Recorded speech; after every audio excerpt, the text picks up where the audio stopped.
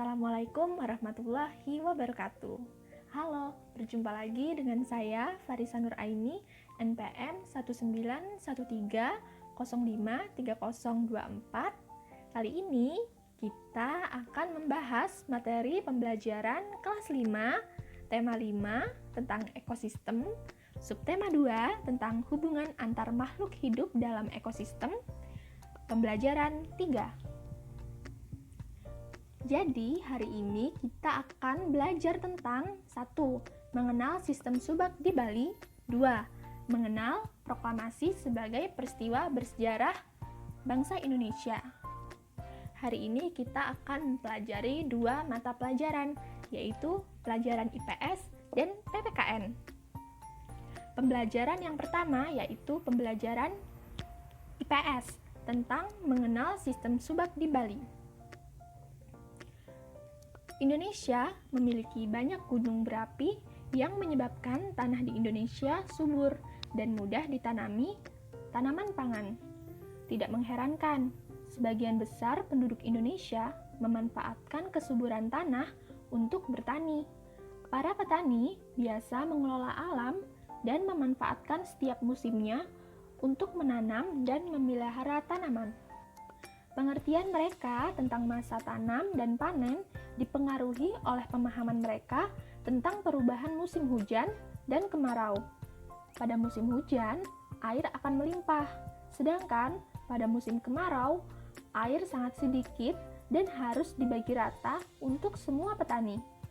Oleh karena itu, para petani membuat sistem pengairan secara mandiri seperti yang telah lama dilakukan oleh masyarakat petani di Bali. Sistem pengaturan air di Bali disebut subak. Apakah kalian ingin tahu lebih banyak tentang subak? Mari simak dengan seksama bacaan artikel berikut ini. Sistem irigasi subak. Subak merupakan sekumpulan petani di Bali yang mengelola sistem irigasi yang ada di sebuah kawasan persawahan. Kawasan persawahan itu biasanya dibatasi oleh kenampakan alam seperti sungai, jurang, atau kenampakan lain yang jelas terlihat. Satu kelompok subak biasanya memiliki sumber air yang mengalir ke sebuah sungai yang melewati atau berada dekat dengan persawahannya. Para anggota kelompok subak menggunakan sistem gotong royong dan saling bantu dengan cara meminjam air, bukan utang piutang.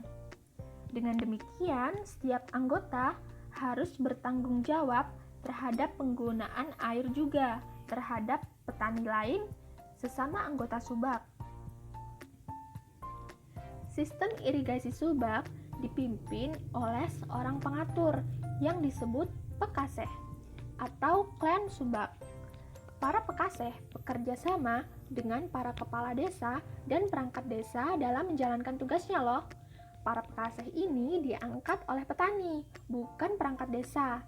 Mereka mengatur dan memberitahukan ketersediaan air pada areal persawahan kelompoknya.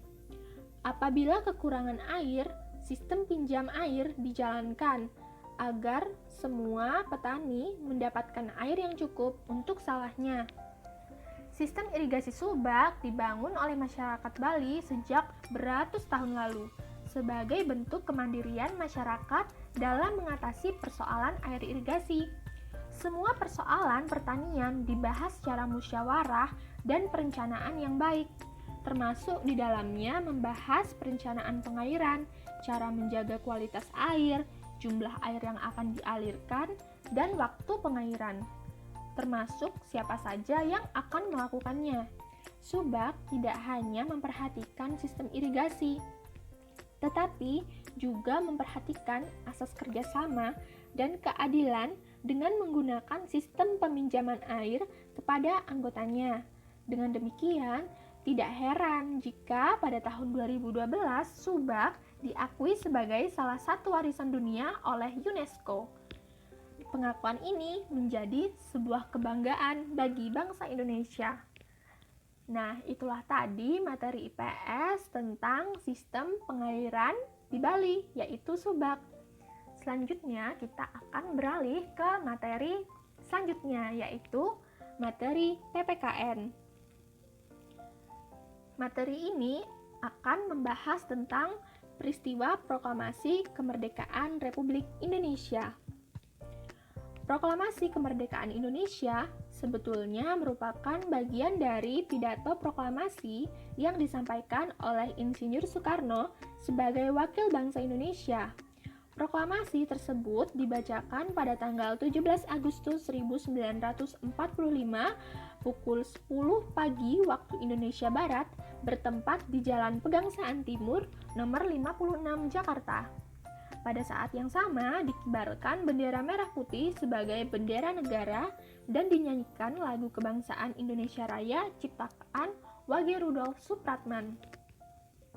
Setelah melalui waktu yang sangat lama disertai pengorbanan besar seluruh rakyat Indonesia, akhirnya kemerdekaan dapat diwujudkan.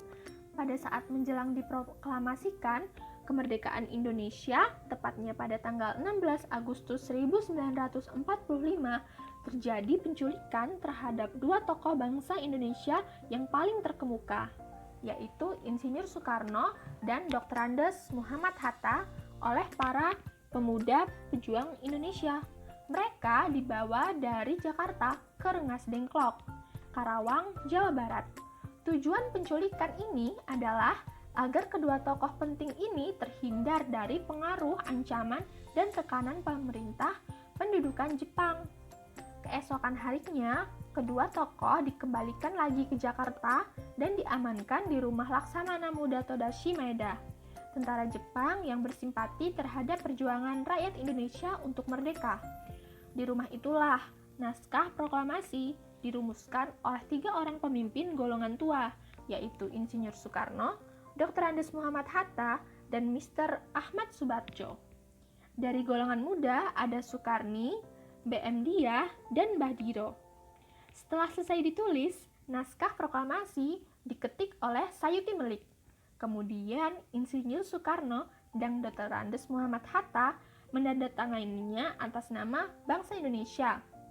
Sejak saat itulah, bangsa Indonesia hidup merdeka dalam bingkai Negara Kesatuan Republik Indonesia melalui proklamasi tersebut.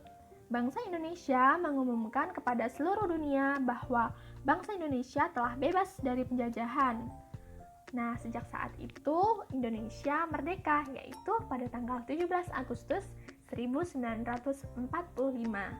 Nah, itulah tadi materi tentang mata pelajaran IPS dan PPKN. Semoga kita semua mendapat ilmu yang bermanfaat setelah mendengar materi ini ya. Bertemu lagi di materi pembahasan berikutnya. Saya akhiri. Wassalamualaikum warahmatullahi wabarakatuh.